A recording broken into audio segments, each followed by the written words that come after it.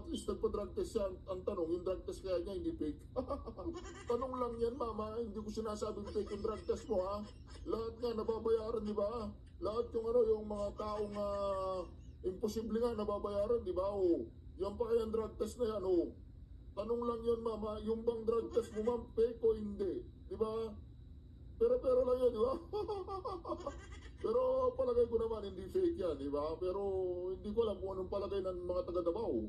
Oo, kayo, tanungin ko mga Davao, naniniwala ba kayo yung drug test ni, anong pangalan nun? Si Representative, basta yung babae yun, yung hindi retokada. Yun, anong pangalan nun? Yung nakalimutan ko ang apelido nun kasi hindi naman talaga dapat tinatanda ng apelido nun Oo, di ba? Oo, nakalimutan ko talaga, promise, nakalimutan ko yung apelido mo, ma'am.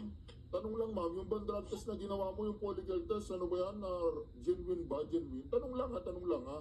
Para naman malaman ng mga taga Davao kung ang drug test na ginawa sa'yo ay genuine at hindi fake, di ba?